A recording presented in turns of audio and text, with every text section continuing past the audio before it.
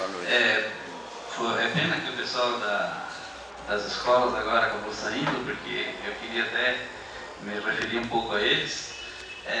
O meu nome é Henkels, que está escrito lá. Eu sou um pesquisador dessa temática do Quiriri, do Pé-Biru, de longa data. Agora, mais recentemente, eu acabei me afastando um pouco disso. A minha fase de pesquisador de Pé-Biru está um pouco adormecida. Assim como também eu sou artista plástico. Esses dias eu tenho comentando com um amigo meu que é artista plástico também. Aí começou a trocar umas ideias comigo, o que eu estou fazendo, de trabalhos e tal, e a minha fase de artista plástico também está adormecida. Mas eu estou aqui representando o consórcio Quiriri, conheço o Tiagão de lá, e o consórcio Quiriri, lá em São Bento, é uma associação de municípios, e esses municípios, eles procuram trabalhar os temas conjuntamente. E esse consórcio, na realidade, ele está aberto a outras experiências. Recentemente, como comentou no início, o consórcio Quiriri acabou se integrando no programa da ONU chamado o Pacto Global das Cidades. Então, essas experiências bacanas que eu vi que vocês têm aqui em Barra Velha, esse parque, que vocês estão chamando de Caminho do Pé-Biru, ou mesmo essa associação aqui dos açorianos, esses são experiências legais que podem ser, vamos dizer, replicadas e inclusive também podem ser mais tarde, no futuro próximo, ou se for interesse do município, de acabar se integrando nisso. Né? Agora, a questão, assim, como eu só tenho 20 minutos para falar, o tempo está todo já tomado aqui, está um pouco atrasado. Quando eles me convidaram para vir falar para vocês aqui, eu não sabia o que as outras pessoas iam falar, então eu vim assim com a minha cabeça aberta para falar alguma coisa. Então, como o tema aqui é Pé-Biru e as coisas, e nós estamos tratando de coisas históricas, na realidade, essa seria assim, um apelo que eu queria fazer para a juventude que acabou saindo já.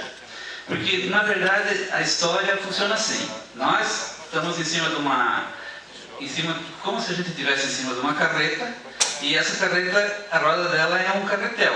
E o carretel desenrola um fio, e esse fio vai para trás.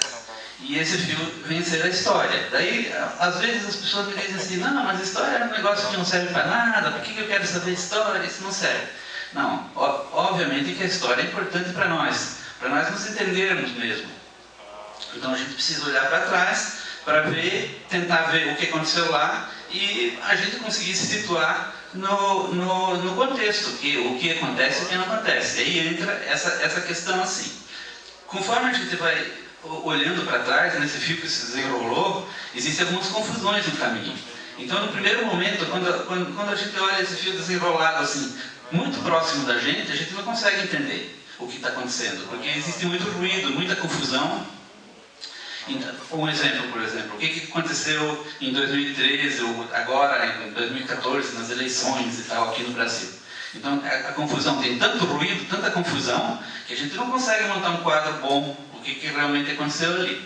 Se nós olharmos mais para trás e formos indo bem para trás, a gente vai ter que sempre pegar peças e montar o que está sendo feito pela Rosana, pelos meus colegas aqui, montando essas pecinhas e montar um grande quebra-cabeça que nós não temos uma coisa toda clara na nossa visão. Então você pega uma pecinha aqui e ali e vai montando aqueles quadrinhos até nós conseguirmos chegar a um quadro assim mais ou menos razoável para entender o que realmente aconteceu.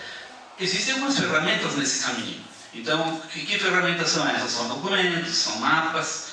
Se a gente caminhar mais e mais e mais para trás, nós vamos começar a nos deparar com algum material arqueológico, que são alguns restos de coisas que sobraram de civilizações antigas, e em cima desses vestígios arqueológicos que sobraram, a gente também vai montar um quebra-cabeça. Então é isso que mais ou menos acontece dentro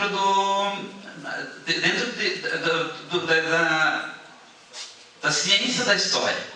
Né? Agora, o que acontece também?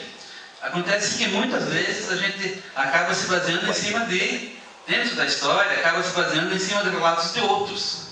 Então, um historiador, eu ou qualquer um aqui, acaba fazendo a sua própria leitura de um determinado fato. Eu comentava aqui com meu amigo aqui antes que existem, às vezes, algumas confusões de interpretação. Então, um historiador ou um pesquisador acha que a coisa foi assim, o outro acha assado. O que realmente aconteceu, nós ainda não sabemos. Então, nós temos que começar a montar o nosso grande quebra-cabeças em cima disso, né? Então, passa o outro. Então, o que eu coloquei ali?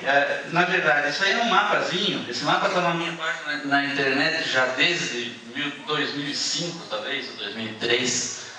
Esse é um mapa que eu fiz, mais ou menos, do que acontecia aqui, como é que foi a ocupação de Santa Catarina. Então, a ocupação de Santa Catarina, alguém já falou aqui, ela é muito antiga. Como foi a ocupação do Brasil? De onde vieram os primeiros moradores aqui?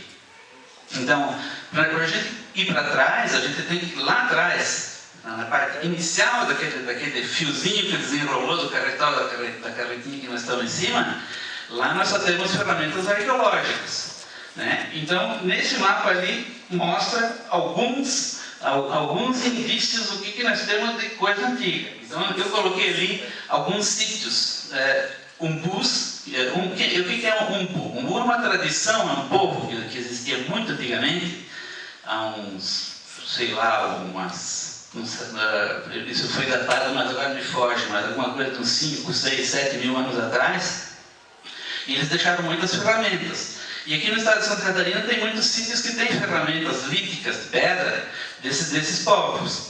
Esse povo umbu, depois ele foi superado e foi...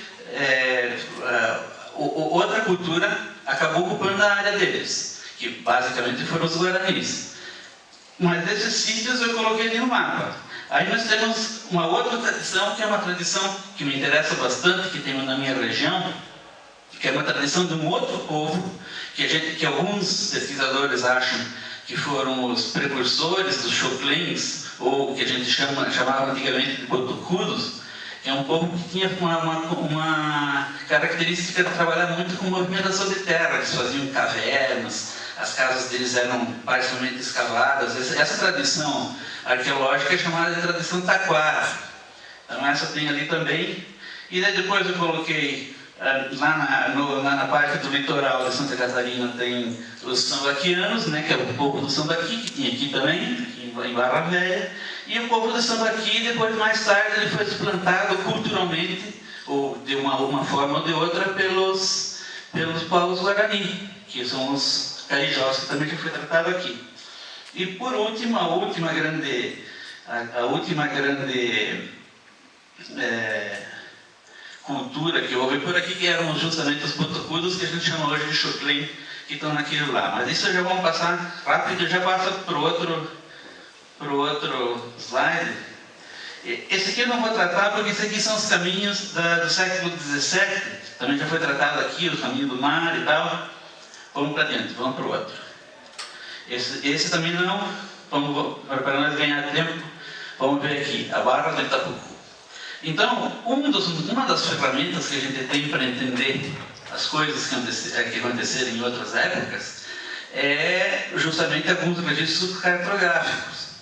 Então, o rio Itapucu, vocês conhecem muito melhor do que eu, mas eu também conheço bastante bem porque eu ando na barra dele aí desde que eu era criança. E o rio Itapucu, vocês sabem que a barra dele já mudou muito. Eu ouvi o pessoal aqui da Associação da Quinta dos Açorianos falando do assoreamento, da lagoa, essas coisas todas. E o rio Itapucu, ele modificou-se muito, e a gente tem que levar isso em consideração também, talvez, não sei se isso é necessário, a gente tem que levar em consideração isso também nessa questão de tentar resgatar essa entrada de cabeça de vaca, essas coisas assim. Então, o primeiro registro, bem mapeado que nós temos do rio Itapucu, é de 1845, quando foi feita a medição das terras da princesa Dona Francisca. E o cara que fez essa medição era um cidadão chamado Jerônimo Coelho. E ele produziu um mapa bem legal a respeito dessa medição que ele fez da parte sul das terras da princesa, que justamente chegava até no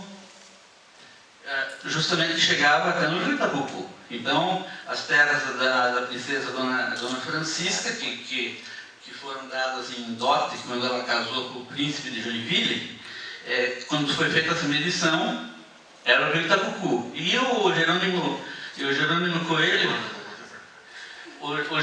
Coelho, ele acabou produzindo um mapa. E nesse mapa aparece a primeira vez o desenho da barra do Itapucu.